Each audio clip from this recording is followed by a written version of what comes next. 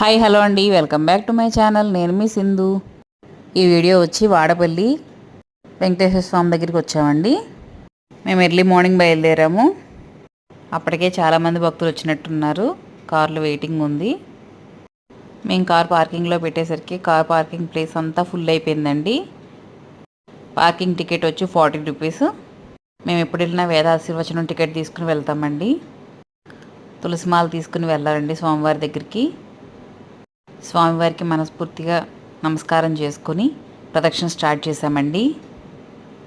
స్వామివారి దగ్గరికి వచ్చే భక్తులకు ఎటువంటి ఇబ్బంది లేకుండా ఇటువంటి పాత్వే ఏర్పాటు చేశారండి. ఇది చాలా బాగుంది. ఇంతకుముందు వెళ్ళినప్పుడు చాలా ఇబ్బంది అయ్యేది. అది లేనందువల్ల మేము ఫస్ట్ 7 వారాలు స్టార్ట్ చేసినప్పటికీ ఇప్పటికీ భక్తులు చాలా ఎక్కువైపోయారండి. వర్షం అయినా సరే పాపం ఇబ్బంది అనుకోకుండా అందరు భక్తులు పాపం వాళ్ళ 7 వారాల ప్రదక్షిణను పూర్తి చేయడానికి వచ్చారండి.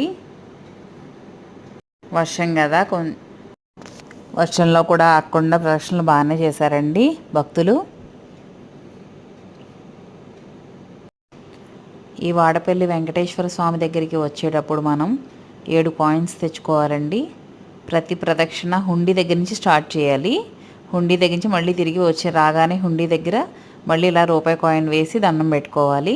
అక్కడితో మన ప్రదక్షిణ పూర్తయినట్టండి. అలాగే 7 ప్రదక్షిణలు 7 కాయిన్స్ హుండీలో వేస్తే మన ప్రదక్షిణలు పూర్తయినట్టండి. ఇక్కడ కడియం దగ్గరగా ఉండడం వల్ల కాబోలండి మొక్కలు పువ్వులు బాగా ఎక్కువగా అమ్ముతున్నారండి. అన్ని పువ్వులు కూడా చాలా రకాలే ఉన్నాయండి.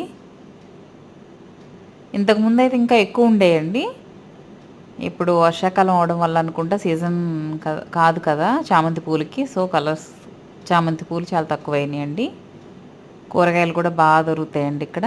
ఇది ఫ్రీ దర్శనం దారండి. ఫ్రీ దర్శనం చాలా వెయిటింగ్ ఉందండి.